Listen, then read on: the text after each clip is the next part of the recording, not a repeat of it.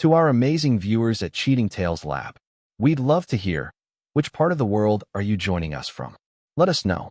Now, let's dive into today's story. Chapter 1. The Call That Changed Everything. The satellite phone crackled to life in the makeshift communications tent, cutting through the Afghan desert heat like a blade. Staff Sergeant Charlie Bennett, 32, looked up from the intelligence reports spread across his field desk. 3 tours in Afghanistan had taught him that unexpected calls rarely brought good news. "Bennett here," he answered, wiping sweat from his weathered face. "Charlie? This is Sheriff Preston Cooley from back home." The familiar drawl of his hometown sheriff carried an unusual tremor. "Son, I need you to sit down." Charlie's blood ran cold. Preston had known him since he was knee-high to a grasshopper, had been his father Fred's best friend for over 30 years. The formality in his voice was wrong, all wrong. "What is it, Preston?" A long pause. Static filled the connection. "There was an incident at your family's place. A biker gang. They torched the farmhouse. Charlie, your father and mother." His voice cracked like old leather. "They didn't make it out." The intelligence reports slipped from Charlie's numb fingers, scattering across the dusty floor. The tent seemed to tilt sideways. Fred Bennett, the man who'd taught him to ride, to shoot, to stand up for what's right. Grace Bennett, who'd sent care packages filled with homemade cookies and letters written in her careful cursive, reminding him that he had a home to come back to. "Howell." The word came out as a whisper. "Fire spread too fast. We found evidence of accelerant. This wasn't random, Charlie. They came prepared." Preston's voice hardened. "The Devil's Apostles, that's what they call themselves. 30 members strong, led by a piece of work named Edgar Aldrich. They've been terrorizing the county for months, but this was different. Targeted." Charlie's mind, trained in military intelligence and tactical analysis, began processing information even through his grief. "Why my parents? That's what we're trying to figure out. I'm sorry, son. I know you and your folks had your differences when you enlisted, but they were proud of you. Talked about you all the time." The differences. Charlie remembered the fight before his first deployment. His father wanting him to stay and work the farm, his mother crying in the kitchen. But they'd made peace over the years through letters and phone calls. Now those conversations would never happen again. "Charlie." Preston's voice brought him back. "You still there?" "Yeah." Charlie's voice had changed, hardened into something colder. "I need details. Everything you have." "The gangs hold up in the old Morrison warehouse on the edge of town. Been using it as their headquarters since they rolled into the county 6 months ago. Local businesses pay them protection money. We've been building a case, but they're smart about staying just shy of federal involvement." Captain Sean Lake appeared at the tent entrance, his weathered face etched with concern. He'd obviously been listening. Charlie looked up at his commanding officer, a man who'd become like a second father during his time in service. "Sir, I need." "Already approved," Lake interrupted, his gravelly voice gentle. "Compassionate leave. 72 hours, effective immediately. Transports being arranged." He paused, studying Charlie's face. "Do what you have to do, Bennett. Just be smart about it." After Preston hung up with promises to pick him up at the airport, Charlie sat in the desert silence. 30 gang members. 72 hours. His tactical mind was already calculating 2 hours and 24 minutes per target. More time than he'd need. Charlie Bennett wasn't just another grieving son. He was a decorated military intelligence specialist who'd spent 3 tours learning how to read people, how to exploit weaknesses, how to dismantle enemy networks from the inside out. The Devil's Apostles had made the mistake of targeting a man who'd spent years studying how to destroy organizations exactly like theirs. He pulled out a weathered photograph from his wallet, his parents standing in front of their farmhouse, arms around each other, both smiling at the camera during his last leave. His father's strong hands, calloused from decades of honest work.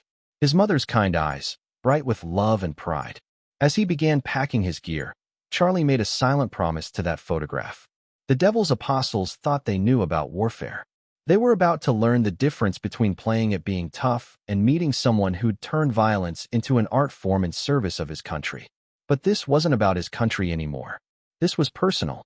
Chapter 2. Homecoming to Ashes. The plane touched down at the regional airport just after sunset, its engines whining to a stop on the small runway. Charlie Bennett stepped off carrying only a duffel bag, his desert fatigues replaced by dark jeans, boots, and a black t-shirt. The civilian clothes felt strange after months in uniform, but he'd need to blend in for what was coming. Sheriff Preston coolly waited by his cruiser, his tall frame slightly stooped with age and the weight of bad news. At 62, Preston had seen his share of violence, but the deep lines around his eyes spoke of the toll this particular crime had taken. Charlie. Preston pulled him into a bear hug that smelled of coffee and old tobacco. I'm sorry as hell about this. Tell me everything on the way, Charlie said, his voice steady as granite. During the 20-minute drive through familiar countryside, Preston laid out the grim details. The Devil's Apostles had arrived in Millbrook County 6 months ago, a nomadic gang that specialized in intimidation and extortion. Unlike typical bikers who stuck to drugs and prostitution, they developed a sophisticated protection racket. They're not your average gang bangers, Preston explained, navigating the winding country roads. Edgar Aldrich, their leader, he's got military background. Dishonorably discharged from the Army about 8 years back. His second-in-command is a man named Mario Booker, did time for aggravated assault and extortion. Charlie absorbed every detail. What about my parents specifically? Why target them? Preston's jaw tightened. That's the million-dollar question. Your folks never mentioned having trouble with anyone. They kept to themselves, minded their own business. But, he hesitated. But what? Your father came to see me 3 weeks ago. Said he'd been getting strange phone calls. Someone asking about old debts and past mistakes. Fred insisted he didn't know what they meant, but he seemed rattled. More rattled than I'd ever seen him. They crested a hill, and Charlie saw it. Or rather, what remained of it. The farmhouse where he'd grown up was a blackened skeleton against the darkening sky. Yellow crime scene tape fluttered in the evening breeze like funeral bunting. The barn, where he'd spent countless hours helping his father with equipment, had also been reduced to charred timber and twisted metal. Charlie stepped out of the cruiser and walked toward the ruins. The acrid smell of burned wood and melted plastic filled his nostrils. This wasn't just arson, it was a statement. Someone had wanted to erase not just his parents, but their entire life. We found evidence they used military-grade accelerant, Preston said quietly, joining him. Not the kind of thing you pick up at the hardware store. Charlie knelt by what had been the front porch where his mother used to shell peas in the evenings. Among the debris, something caught his eye, a partially melted picture frame. He carefully extracted it, revealing a heat-damaged photograph of his parents at their 30th wedding anniversary last year. Standing, he turned to Preston. Where exactly are my parents now? County morgue. Doc Williams said. Well, it was quick. Smoke inhalation got them before the flames. Preston's voice carried the weight of a man who'd delivered too much bad news over the years. I want to see them. Charlie, maybe you should wait until. Now. The drive to the morgue passed in silence. Dr. Williams, the county coroner, and another family friend met them at the entrance. A small, precise man with kind eyes behind wire-rimmed glasses, he'd delivered Charlie and half the county. I'm sorry for your loss, son, Dr. Williams said, leading them into the sterile building. I've been putting off the autopsies, waiting for you to get here. In the viewing room, Charlie stood between two gurneys covered in white sheets. With steady hands, Dr. Williams pulled back the covers. His parents looked peaceful, as if they were simply sleeping. The smoke had taken them before the fire could cause damage, small mercy in an ocean of tragedy. Charlie studied their faces, memorizing every detail. His father's strong jaw, softened in death. His mother's gentle features, her graying hair still neatly arranged. These were the people who'd raised him to believe in justice, in standing up for those who couldn't stand up for themselves. Doc, Charlie said quietly, did you find anything unusual? Anything that might tell us why they were targeted? Dr. Williams glanced at Preston, then back at Charlie. There's one thing. Your father had defensive wounds on his hands and forearms. He fought back, Charlie. Whatever happened, he tried to protect your mother. That was all Charlie needed to hear. Fred Bennett had died defending the woman he loved, just as he'd taught his son to defend those who mattered. Back outside, Preston lit a cigarette with shaking hands. What's your plan, Charlie? Information first. I need to understand this gang's structure, their weaknesses, their routine. Then I dismantle them piece by piece. This isn't Afghanistan, son. There are laws here. Charlie looked back toward the direction of the burned farmhouse, then at his commanding officer's words echoing in his memory. Do what you have to do. The law didn't protect my parents, he said simply. Sometimes you have to make your own justice. As they drove back toward town, Charlie's phone buzzed with a text from an unknown number. Your parents died screaming. You're next, soldier boy. Charlie showed the message to Preston, whose face went red with anger. But Charlie smiled for the first time since receiving the news. A cold, predatory expression that would have been familiar to Taliban fighters who'd faced him in combat. The Devil's Apostles had just made their second mistake. The first was killing his parents. The second was letting him know they were watching. Now they'd learn what happened when you picked a fight with someone who'd spent years perfecting the art of war. Chapter 3. Intelligence Gathering. The Millbrook Diner sat on Main Street like a relic from a simpler time, its neon sign flickering against the pre-dawn darkness. Charlie Bennett pushed through the door at 5:30 a.m., knowing that in small towns, the diner was where information flowed as freely as the coffee. Behind the counter, Christy Dunbar looked up from wiping down glasses. She'd been a year behind him in high school, cheerleader, homecoming queen, the kind of girl who'd never given him a second glance. Now, at 31, she wore the tired expression of someone who'd learned that life rarely delivered on its early promises. Charlie Bennett, she said, her voice a mix of surprise and sympathy. I heard about your folks. I'm so sorry. Thank you, Christy. He slid onto a bar stool, noting how her eyes darted nervously toward the windows. Coffee, black. As she poured, her hands shook slightly. Charlie's trained eye caught the detail immediately, along with the fresh bruise on her wrist, partially hidden by her sleeve. How's business been? He asked casually. Oh, same as always. Another glance toward the street. Quiet town, nothing much changes. Except for the new motorcycle club, I hear. Christy's coffee cup slipped, clattering against the saucer. I wouldn't know anything about that. The bell above the door chimed, and Charlie watched Christy's face go pale. Two men walked in, leather vests, gang patches, the swagger of men who'd grown accustomed to intimidating people. The taller one, a heavy-set man with graying hair and cold eyes, had to be Mario Booker. His companion was younger, maybe mid-20s, with the jittery energy of someone riding a stimulant high. Morning, sweetheart, Booker said to Christy, his voice carrying a possessive edge. The usual. Charlie kept his back to them, studying their reflection in the mirror behind the counter. Booker's vest displayed sergeant-at-arms patches, second in command. The younger one was a prospect, still earning his place in the hierarchy. Who's your friend? Booker asked, noticing Charlie for the first time. Before Christy could answer, Charlie turned around with an easy smile. Just passing through. Heard about a fire out at the Bennett place. Terrible thing. Booker's eyes narrowed. Yeah, real tragedy. Old folks probably should have been more careful with their smoking. Funny thing, Charlie said, taking a sip of coffee. I heard Fred Bennett quit smoking 20 years ago. The temperature in the diner seemed to drop 10 degrees. The young prospect's hand drifted toward his belt, but Booker held up a warning finger. Like I said, accidents happen. Booker's voice carried a clear threat. Sometimes to folks who ask too many questions. Charlie nodded thoughtfully. I spent some time overseas. Learned a lot about accidents. Amazing how often they happen to people right before they're about to cause problems for the wrong folks. The standoff lasted 10 seconds that felt like 10 minutes.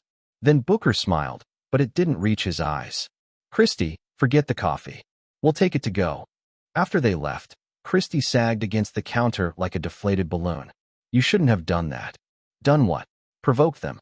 You don't understand what they're capable of. Charlie studied her face, the fear, the resignation, the bruise he'd noticed earlier. Why don't you tell me?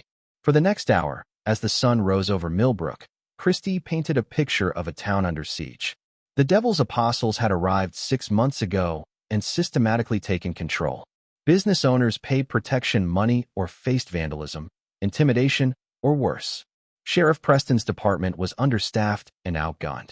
They've got 30 members, she explained, but only about 15 are what you'd call active. The rest are hangers-on, meth heads mostly. Edgar Aldrich runs everything from the old Morrison warehouse. He's smart, Charlie. Military smart. What about their routine? When do they come in here? Mario and a few others, every morning around 6. Edgar usually shows up around 9 with his inner circle. They use the back booth like it's their office. Charlie absorbed every detail. The morning your father came to see Preston about those phone calls, do you remember anything unusual happening around that time?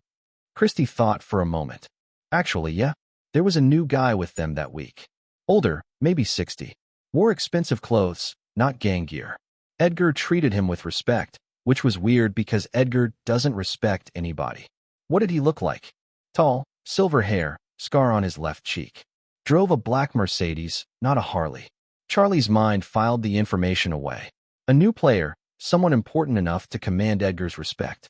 The timeline matched his father's mysterious phone calls. At 9:15 a.m., Edgar Aldrich walked through the door. Charlie had studied the man's photograph, but seeing him in person revealed details that pictures couldn't capture.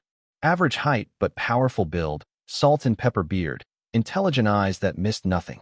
He moved with the controlled precision of someone who'd seen combat, his leather vest displaying president patches and military service ribbons. 4 men followed him, his inner circle. They took the back booth as Christie had predicted, and Charlie could hear fragments of conversation about collections, territory, and the schedule. Edgar noticed Charlie in the mirror, and their eyes met for a brief moment. Charlie saw recognition flicker across the gang leader's face, not of Charlie personally, but of what he represented. One predator recognizing another. Christie, Edgar called out, who's your new customer? Nobody important, Charlie answered before she could speak, turning around with that same easy smile. Just a guy passing through, admiring your operation. My operation? Well organized, disciplined. You don't see that much anymore. Most groups are all flash, no substance. Charlie stood up, leaving a 20 on the counter for a $5 breakfast. Take care of yourself, Christie. As he walked toward the door, Edgar called out. Hey, stranger. Word of advice, this is a small town. Sometimes strangers who stick around too long have accidents. Charlie paused at the door, his hand on the handle. You know, that's funny. I was just thinking the same thing. Outside, Charlie sat in his rental car and began making a list. 30 members, but only 15 active. Military leadership with tactical knowledge. Sophisticated protection racket suggesting business acumen. A mysterious visitor who might be connected to his parents' death. His phone buzzed with another text. We know who you are, Charlie Bennett. Leave town or join your parents. Instead of anger, Charlie felt something cold and calculating settle in his chest. They'd just given him another piece of intelligence. They knew his name, which meant they'd been watching him, possibly since he'd arrived. That suggested either they had contacts at the airport or sheriff's department, or they'd been expecting him. Either way, they'd revealed their hand too early. That was mistake number 3. Charlie started the engine and drove toward the Morrison warehouse, not to confront anyone, but to scout the terrain. In the Army, they'd taught him that intelligence was the foundation of every successful operation. The Devil's Apostles were about to learn that their new enemy had spent 3 years gathering intelligence on groups, just like theirs. The only difference was that this time, he wasn't bound by rules of engagement or international law. This time, it was personal. Chapter 4, the first lesson. The Morrison warehouse squatted like a concrete tumor on the outskirts of Millbrook, surrounded by rusted chain-link fence and overlooked by a highway overpass. Charlie Bennett observed it through binoculars from an abandoned grain silo a quarter-mile away, cataloging every detail. 15 motorcycles parked in precise rows. 2 guards at the main entrance, rotating every 4 hours. Security cameras mounted on corners, though they appeared older models with limited night vision capabilities. Most importantly, a weakness. The loading dock on the south side had a blind spot where the fence met a drainage culvert. Charlie had spent 18 hours conducting reconnaissance, noting patterns, identifying key personnel, and mapping the facility's vulnerabilities. Now, as darkness fell on his second night home, it was time for the first lesson. At 11:30 p.m., he moved. Dressed in dark clothing with his face blackened, Charlie approached through the culvert like a ghost.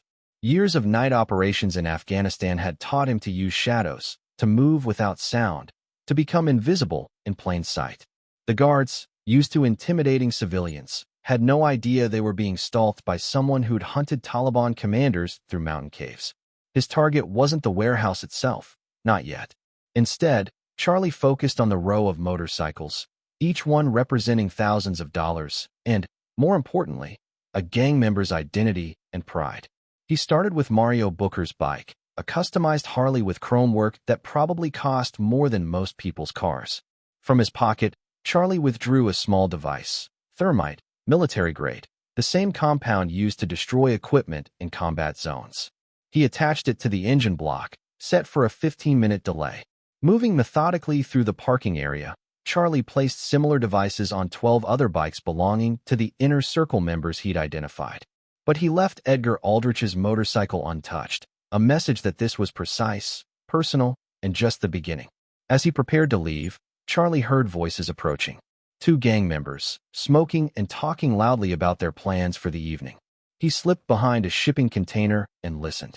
"Told you, man, Edgar wants Bennett dealt with permanent like," one was saying. "Dude's asking too many questions. What about the old folks? You think maybe we went too far?" The second voice carried doubt. "Too far?" The first voice laughed harshly. "After what his old man did to Mr. Donovan. Edgar showed mercy just torching the place. Could have made it real ugly." Charlie's blood went cold. Donovan, that had to be the mysterious older man Christie had described. Finally, a connection between the gang and his parents. "Still don't understand why we couldn't just shake the old man down like the others. Because some debts can't be paid with money, prospect. Bennett cost Mr. Donovan 20 years of his life. Donovan wanted the whole family erased, but Edgar convinced him the parents would be enough. Send a message. 20 years. Prison." Charlie's mind raced through possibilities as the voices faded. Whatever his father had done, it was connected to someone named Donovan who'd done serious time. At exactly midnight, the first motorcycle erupted in flames. Then the second, and the third. Within minutes, 12 Harley-Davidsons were burning like Viking funeral pyres, their gas tanks exploding in sequence, lighting up the night sky like the 4th of July. Charlie watched from his observation point as gang members poured out of the warehouse, shouting and cursing, scrambling with fire extinguishers that were useless against thermite burns. The scene was chaos, exactly what he'd intended. But Edgar Aldrich wasn't running around in panic like his men. The gang leader stood calmly beside his untouched motorcycle, staring directly at the grain silo where Charlie was hidden. Even at this distance, Charlie could see the man's cold smile. Edgar pulled out his phone and made a call. Within minutes, Charlie's phone buzzed with a text. Impressive. But 2 can play this game. Check your voicemail. The voicemail was a recording, clearly taken that afternoon at the diner. Christie's voice, terrified. "Please, don't hurt me. I'll do whatever you want." Then Edgar's voice, calm and measured. "Tell Charlie Bennett that every move he makes, innocent people pay the price. He's got 12 hours to turn himself in, or Miss Dunbar learns what happens to people who help outsiders." Charlie felt rage building in his chest, but forced it down. Emotion was the enemy of good tactics. Edgar was trying to control the battlefield by threatening civilians, a classic insurgent strategy. But Charlie had spent 3 years fighting insurgents who used human shields. He knew how to turn their own tactics against them. At 6:30 a.m., Charlie walked into the diner as if nothing had happened. Christie looked up from the coffee pot with red-rimmed eyes and a fresh bruise on her left cheek. "You need to leave," she whispered urgently. "They're coming back this morning, and they're angry about the bikes." "How angry?" Charlie asked, settling onto his usual stool. 12 motorcycles destroyed. Over $100,000 in damage. Edgar's offering a bounty to whoever brings you in alive. Charlie nodded, pouring sugar into his coffee with steady hands. "What time do they usually show up?" "Charlie, you're not listening. They're going to hurt me if you don't." "What time, Christie?" She checked the clock nervously. "Any minute now." Right on schedule, the door chimed. But instead of Edgar and his crew, only Mario Booker entered, flanked by 2 prospects. No sign of Edgar or the inner circle. Well, Booker sneered, approaching Charlie's stool. "The man of the hour." Charlie turned around slowly, taking in the details. Booker's hands were bandaged, burned trying to fight the thermite fires. His eyes were bloodshot from lack of sleep and probably stimulants. Most importantly, he was operating without Edgar's direct oversight, which meant he was emotional, not tactical. "Morning, Mario. Heard you had some excitement last night." Booker's face went red. "You think you're real smart, don't you, soldier boy? Sneaking around, playing commando. I think I'm just getting started."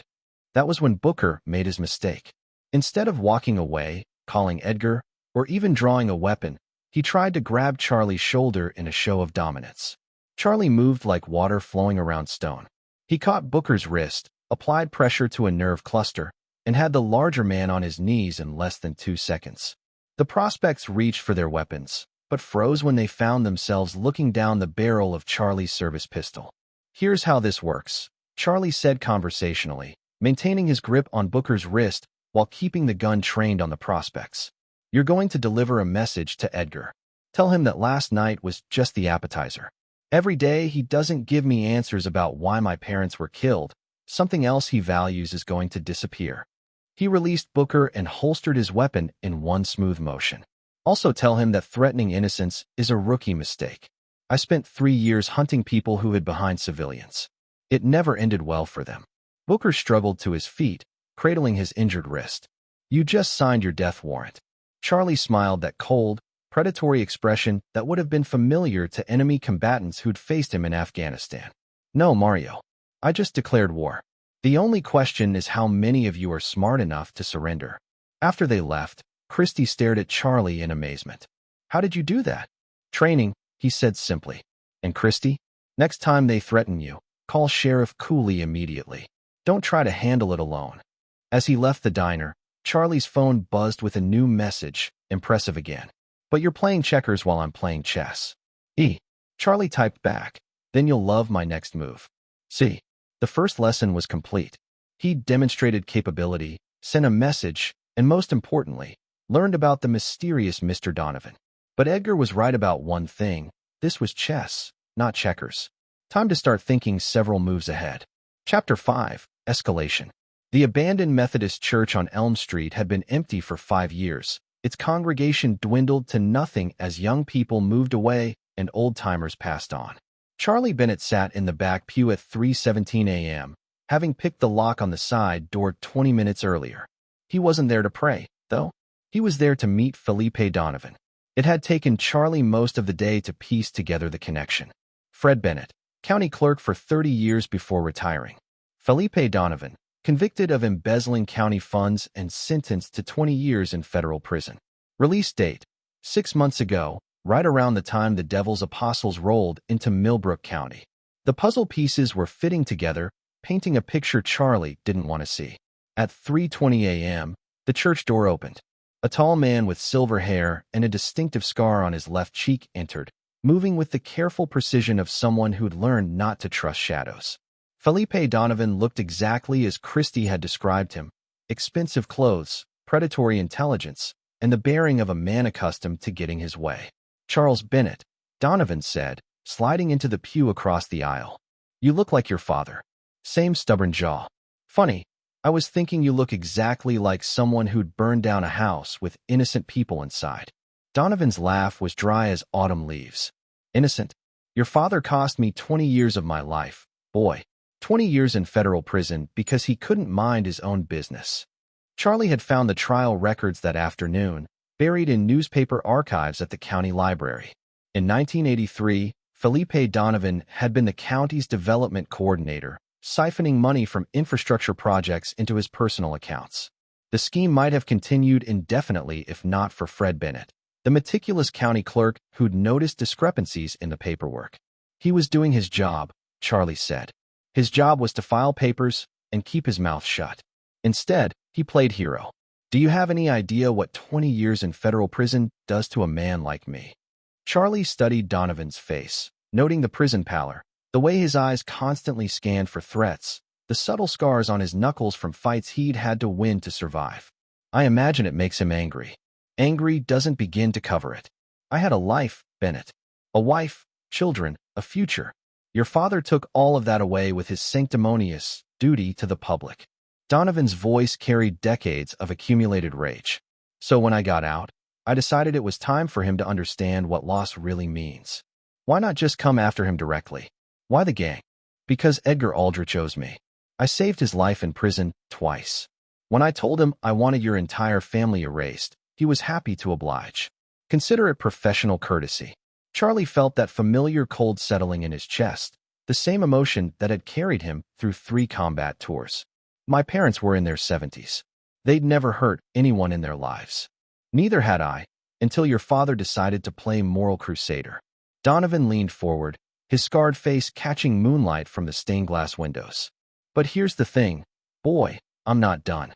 Your parents were just the beginning. I'm going to destroy everyone your father ever cared about, starting with you. Funny thing about that, Charlie said, his voice steady as granite.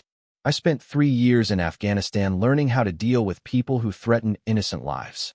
This isn't Afghanistan. No, it's not. In Afghanistan, there were rules of engagement. Here, the only rule is that the last man standing wins. Donovan smiled, but it didn't reach his eyes. Edgar tells me you've been causing trouble. Burning motorcycles, embarrassing his people. Amateur hour, really. That was me being polite. Want to see what happens when I stop being polite? Actually, I do. Donovan stood up, straightening his expensive jacket. Because in about 10 minutes, Edgar and his boys are going to pay a visit to that pretty little waitress who's been helping you.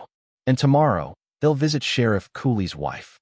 The day after that, maybe the principal at your old elementary school. Charlie was on his feet instantly, his hand moving toward his concealed weapon.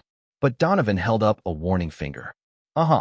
You kill me, and they have orders to start with the waitress and work their way through everyone you've ever known. But here's the deal I'm offering. You come with me right now, and I'll tell Edgar to leave the civilians alone.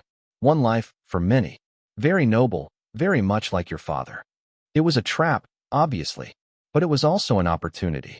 Charlie had learned in Afghanistan that sometimes you had to walk into a trap to spring one of your own. All right, he said. Let's go. But as they walked toward the door, Charlie's phone buzzed with a text from an unknown number. Friend of yours in trouble at diner. Come alone. The message was 30 minutes old. Charlie realized with cold certainty that the meeting with Donovan had been theater, a distraction while the real operation was taking place. Edgar wasn't the simple biker thug Charlie had initially assumed. He was thinking tactically, using misdirection and multiple moving parts. Problem? Donovan asked, noticing Charlie's expression. Just realizing I underestimated your boy Edgar. He's good at what he does. Military trained, strategically minded, and absolutely ruthless. You picked the wrong enemy, Bennett. Outside the church, a black Mercedes waited with the engine running. Mario Booker sat behind the wheel, his bandaged hands gripping the steering wheel tightly. 2 more gang members flanked the car, assault rifles visible in the darkness. But Charlie was already 3 moves ahead. As Donovan approached the Mercedes, Charlie hit the remote detonator in his pocket.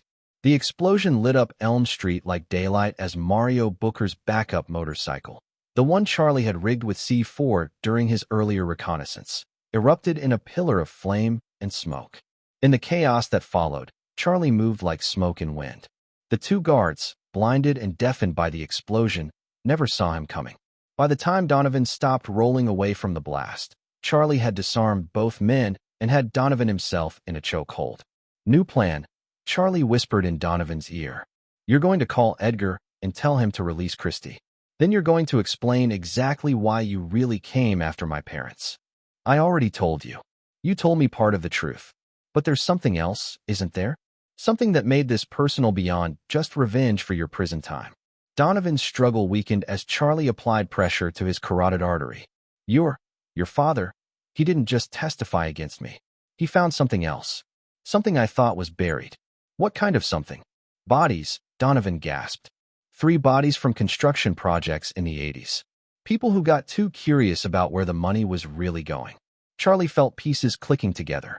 This wasn't just about embezzlement. It was about murder. His father hadn't just cost Donovan his freedom. He'd discovered evidence of multiple homicides. Where are the bodies? Foundation of the new county building. Your father, he figured it out before he died. Called me, wanted to make a deal. Said if I left his family alone, he'd keep quiet about the murders. The county building. Charlie remembered his father's pride when they dedicated it 15 years ago, a modern facility built to serve the community for generations. His father had overseen the paperwork, had probably been there for every inspection. But you killed him anyway. Had to. He was the only one who knew. With him gone, the secret dies with him. Except now I know. Charlie was about to press for more details when his phone rang. Sheriff Preston Cooley, voice tight with urgency. Charlie, you need to get to the hospital. Now. What happened? It's Christy. They worked her over pretty good. She's asking for you. Charlie looked down at Donovan, unconscious from the chokehold. The man was a link to the truth about his parents' deaths, but Christy needed immediate help. He made his choice, zip-tying Donovan to a fence post before disappearing into the night. But as he drove toward the hospital, Charlie realized the game had shifted completely. This wasn't just about revenge for his parents anymore. Felipe Donovan and Edgar Aldrich were killers who'd been operating with impunity for decades. The war was just beginning. Chapter 6. The Truth in Blood. Millbrook County Hospital's emergency room fluorescent lights cast everything in harsh relief. Charlie Bennett sat in the waiting room, his hands clean but his clothes still carrying the acrid smell of explosives from Elm Street. Through the security glass, he could see Sheriff Preston coolly talking urgently with Dr. Williams. At 4:30 a.m., Preston approached with the grim expression of a man who'd seen too much violence in one night. "How is she?" Charlie asked. "3 broken ribs, concussion, internal bleeding. But she's tough. Doc says she'll pull through." Preston sat down heavily. "She wants to talk to you." But Charlie, they worked her over professional-like. This wasn't random violence. Charlie followed Preston through the sterile corridors to intensive care. Christy Dunbar lay connected to machines that beeped and hummed, monitoring her vital signs. Her face was swollen, one eye sealed shut, but when she saw Charlie, she managed to speak. "They were waiting for you," she whispered through split lips. "At the diner. Said you'd come when they had me." "I know. You did good, Christy. You're safe now." "No." She gripped his hand with surprising strength. "Listen, before they started hitting me, I heard them talking. Edgar got a call. Someone named Donovan. He was angry. Said you knew about the bodies." Charlie's blood went cold. "What else did you hear?" "Edgar said it didn't matter. That after tonight, you'd be dead and Sheriff Cooley too. They're coming, Charlie. They're coming for both of you." Preston stepped forward. "What bodies, Charlie? What's she talking about?" Before Charlie could answer, his phone buzzed with an urgent text. "My office. 5 a.m. Come alone or people start dying every hour on the hour." They want me at the warehouse," Charlie said. "It's a trap." "Of course it is. But they've escalated beyond the point where I can just pick them off one by one.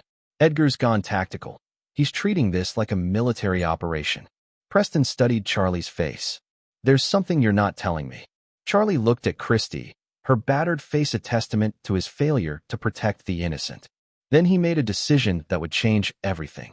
"My father discovered that Felipe Donovan murdered 3 people in the 1980s. The bodies are buried in the foundation of the county building. Donovan spent 20 years in prison for embezzlement, but he was really hiding the fact that he's a serial killer." Preston went pale. "Jesus Christ, Charlie, you're talking about?"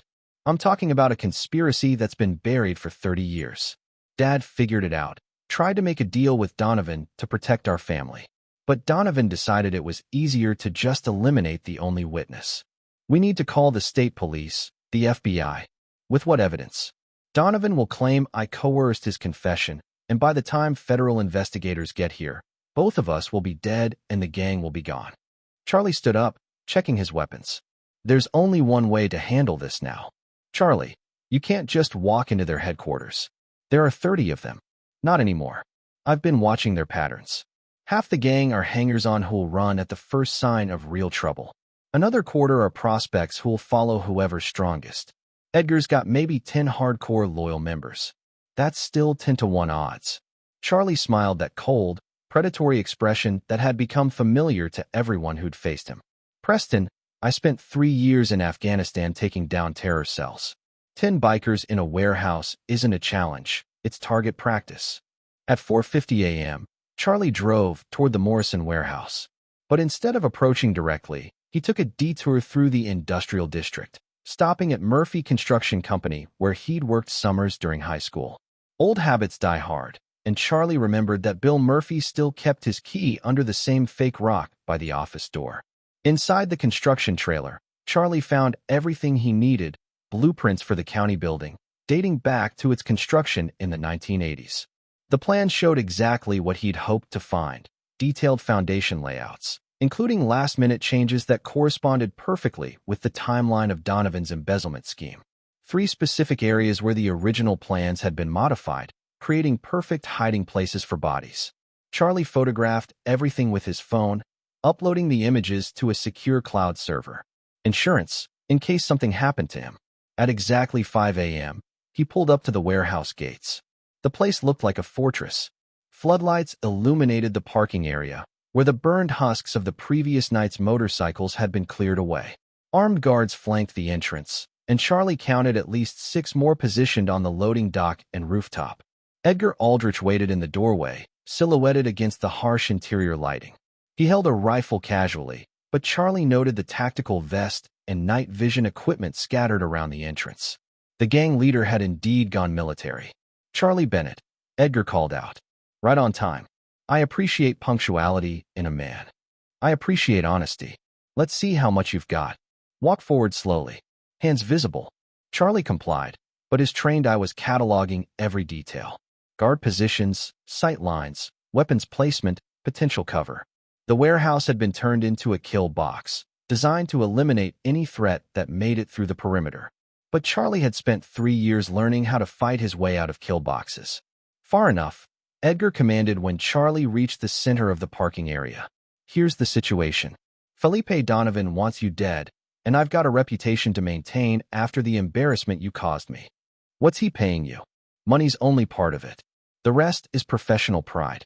See, I spent 8 years in the Army before my discharge, and another 10 building this organization. I don't like it when some weekend warrior thinks he can waltz into my territory and start a war." Charlie nodded thoughtfully. "What was your MOS?" "Military police." "Yours?" "Intelligence specialist." "Counterterrorism." Edgar's smile faltered slightly. Military police were tough, but they weren't trained for the kind of asymmetric warfare Charlie had mastered in Afghanistan. "Here's my offer," Edgar continued. "You kneel down right here, right now, and I'll make it quick. Clean shot to the head. In return, I leave your friend at the hospital alone, and Sheriff Cooley gets to live out his retirement." "Counteroffer," Charlie said. "You and your boys pack up and leave Millbrook County tonight. In return, I don't turn this place into a crater." Edgar laughed, but the sound carried a nervous edge. "You and what army, soldier boy?" "Just me. But then again, I only need to kill one person to end this whole thing." "Me?" "Felipe Donovan. With him dead, you lose your reason for being here. And more importantly, you lose your protection from federal investigation." That hit home. Charlie saw Edgar's confidence waver as the gang leader realized the implications.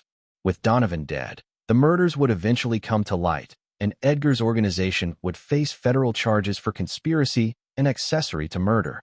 "The smart play," Charlie continued, "is to cut your losses. Take your people and disappear. Find another territory, another revenue stream. Live to fight another day."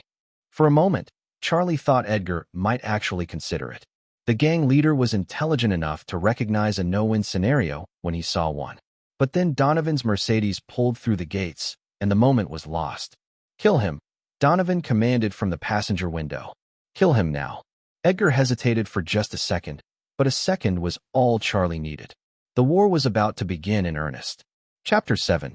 The Trap Springs. The first shot shattered the pre-dawn silence, Edgar Aldrich's rifle barking from the warehouse doorway. But Charlie Bennett was already gone, rolling behind a concrete barrier as bullets sparked off the pavement where he'd been standing. 3 years of combat experience had taught him that the first rule of survival was never be where the enemy expects you to be. The second rule was to always have multiple escape routes planned. Charlie activated the remote detonator in his pocket. The explosions began at the perimeter fence, shaped charges he'd placed during his reconnaissance, positioned to collapse the guard towers and eliminate the high ground advantage. Then the loading dock erupted in flames as incendiary devices ignited stored fuel barrels, cutting off Edgar's primary exit route. But the real surprise was the warehouse itself. Charlie had spent the previous day infiltrating the building through the drainage system, placing charges at structural weak points. As Edgar's men scrambled to respond to the perimeter attacks, the building's southwest corner collapsed in a thunderous cascade of concrete and twisted steel. "Welcome to asymmetric warfare," Charlie muttered, using the chaos to advance toward his primary objective, Felipe Donovan's Mercedes. The gang members were reacting exactly as he'd predicted. The hardcore loyalists took defensive positions, but the prospects and hangers-on were already fleeing, recognizing that this had escalated far beyond their pay grade. Within minutes, Edgar's 30-man army had been reduced to maybe 8 determined fighters. Charlie moved like smoke through the industrial wreckage, using techniques perfected in Afghan mountain caves. A gang member rounded a corner and found himself facing the muzzle of Charlie's rifle. Another tried to flank from the left and discovered Charlie had anticipated the move, leaving a fragmentation grenade as a welcome gift.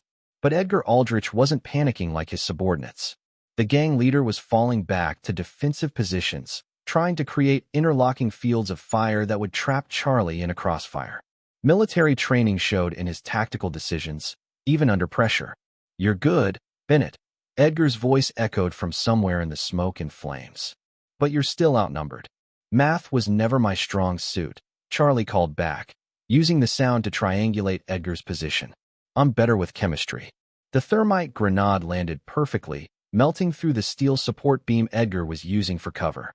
As the gang leader scrambled away from the white-hot metal, Charlie had a clear shot, but held his fire. Edgar wasn't the real target. Charlie's phone buzzed with an incoming call. Felipe Donovan, his voice tight with rage. "Enough games, Bennett. I'm leaving now, but this isn't over." "Actually, it is," Charlie replied, watching through his rifle scope as Donovan's Mercedes tried to navigate through the rubble at the warehouse entrance. "Check your trunk." The explosion was smaller than the others, precise, surgical. Just enough C4 to disable the vehicle without killing its occupants. The Mercedes rolled to a stop against a concrete barrier, steam rising from its crumpled hood. Charlie emerged from his concealment, rifle trained on the disabled car. Around him, the warehouse complex burned like a vision of hell, smoke billowing into the dawn sky. Edgar and his remaining men had taken defensive positions, but they were trapped in a burning building with no clear exit routes. Donovan climbed out of the Mercedes, his expensive suit torn and bloody from the crash. For the first time since this began, the older man looked genuinely afraid. "You destroyed everything," Donovan said, surveying the carnage. 20 years of planning, and you destroyed it in one night." 20 years. Charlie kept his rifle trained on Donovan while scanning for Edgar's position.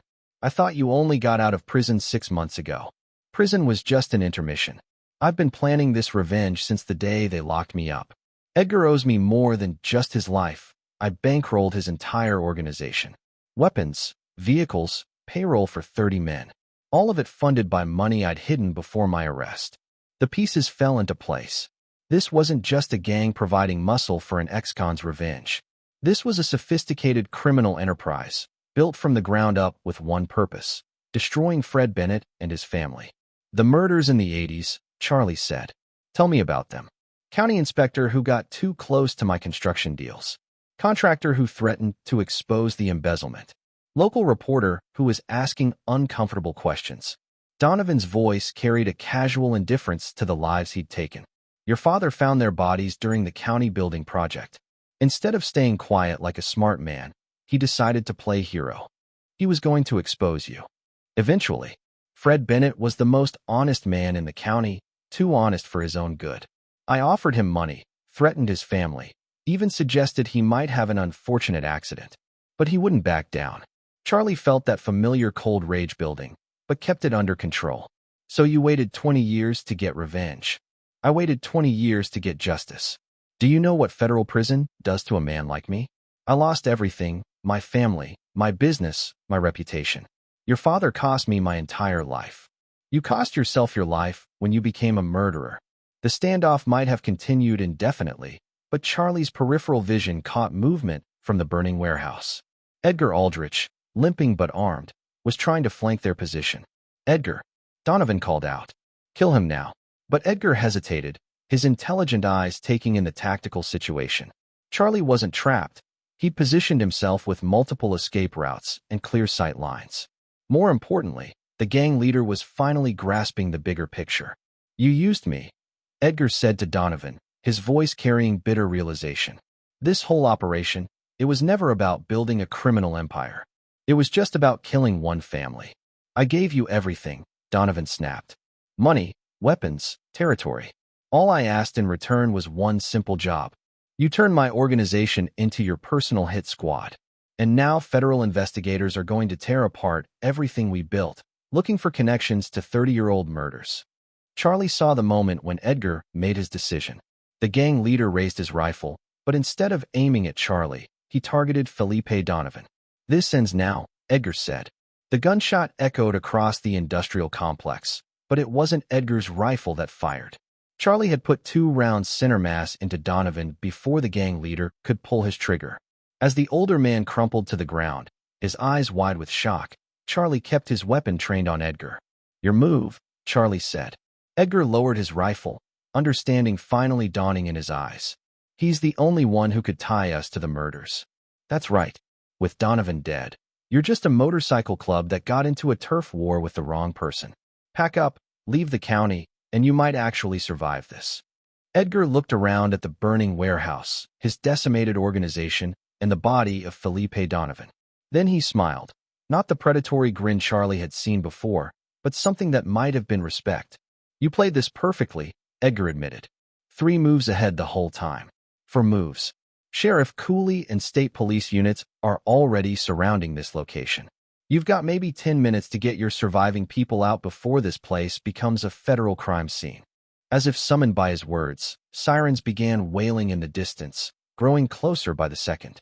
Edgar nodded once, a soldier's acknowledgement of superior tactics, then disappeared into the smoke to gather his remaining men. Charlie knelt beside Felipe Donovan's body, feeling for a pulse he knew wouldn't be there. Justice wasn't always clean, wasn't always legal, but sometimes it was the only option available. His phone rang. Sheriff Preston Cooley, his voice tight with urgency. "Charlie, where are you? We've got reports of explosions and gunfire." "It's over, Preston. Donovan's dead, Edgar's people are scattering, and I've got evidence of multiple murders from the 1980s. Charlie looked up as the first police cars came into view, their flashing lights painting the smoke in red and blue. "But I'm going to need a very good lawyer.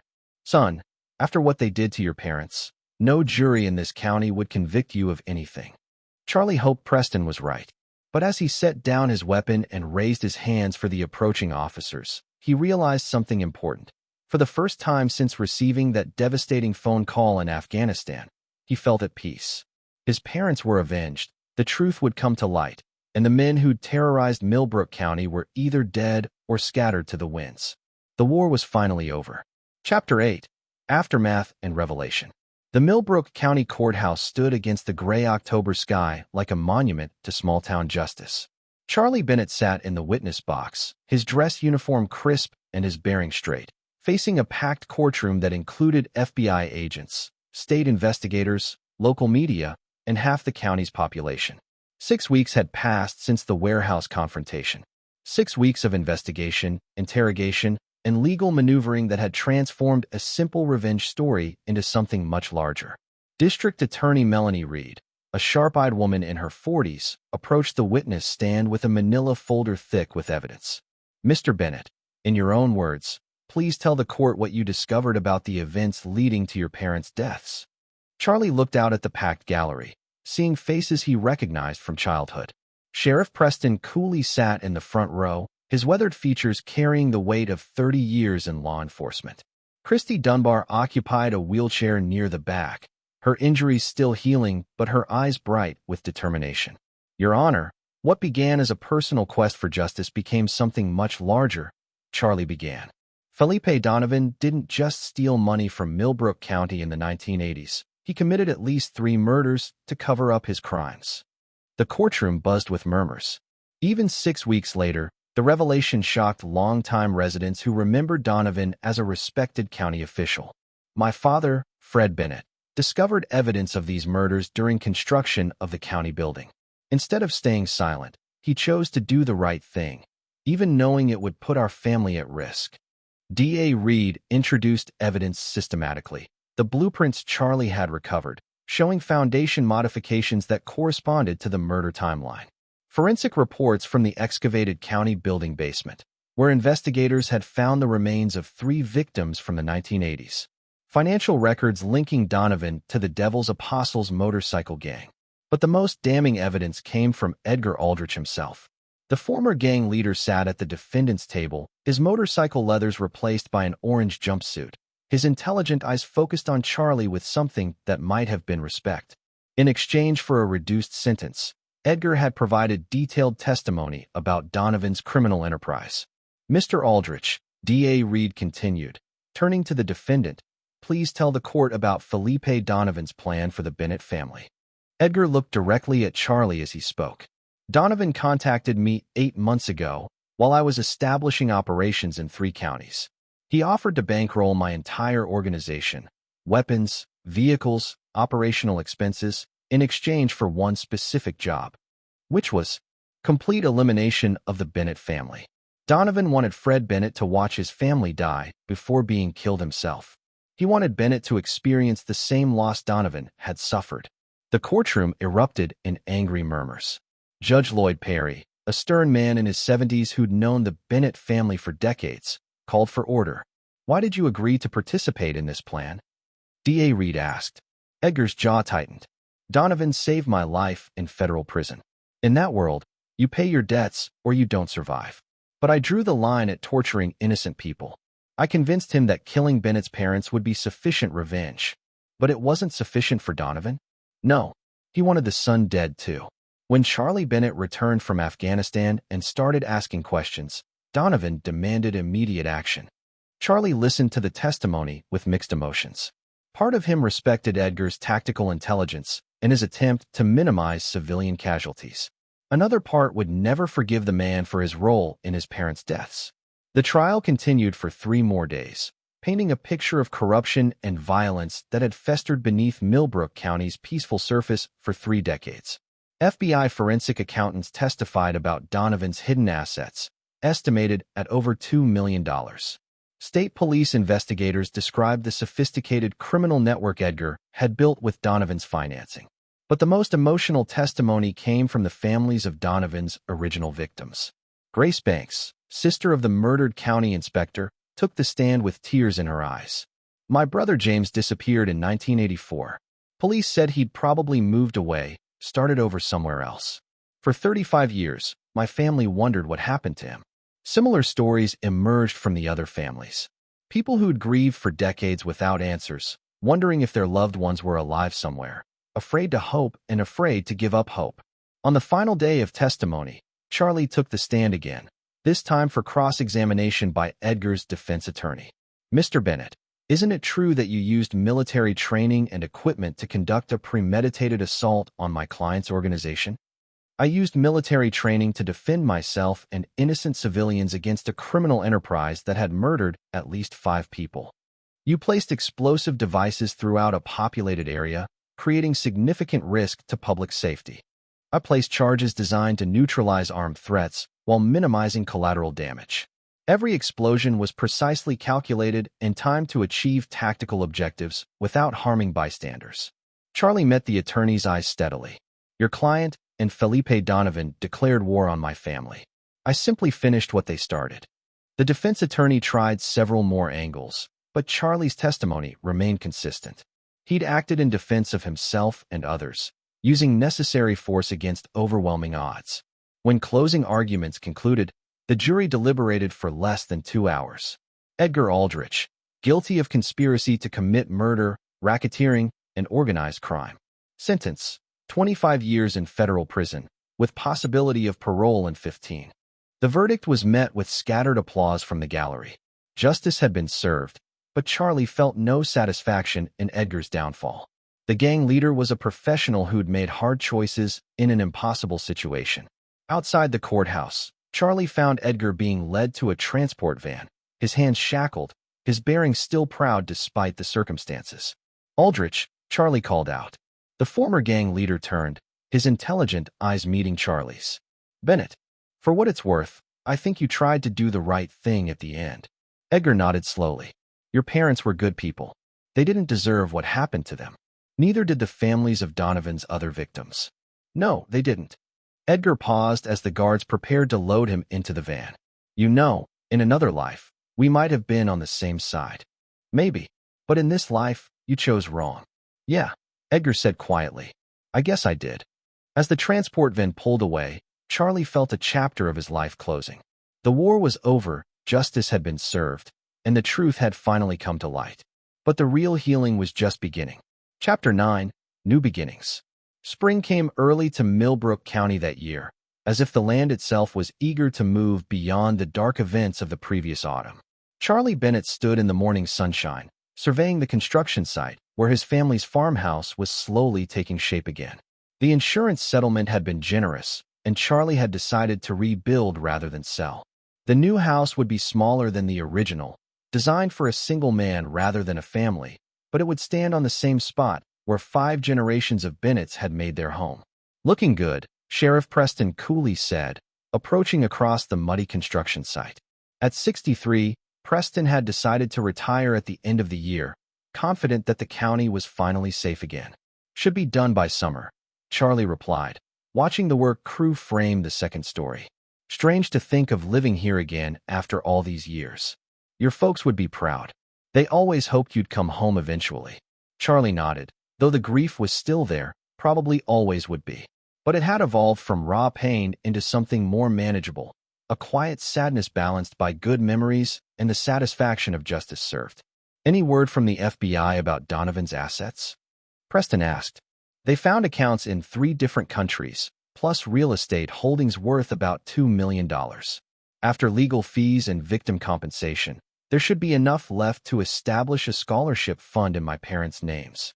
The federal investigation had expanded far beyond Millbrook County, uncovering a network of corruption that stretched back decades. 2 other counties had discovered their own buried victims, their own patterns of intimidation and murder that had gone unnoticed for years. Charlie's phone rang, a number he didn't recognize, but the area code was local. "Mr. Bennett? This is Mario Booker." Charlie tensed. Edgar's former second-in-command had disappeared after the warehouse confrontation, vanishing into the criminal underground where bikers could reinvent themselves with new names and new gangs. "What do you want, Mario?" "To apologize. And to give you some information you should have." They met at the old Methodist church where Charlie had confronted Donovan months earlier.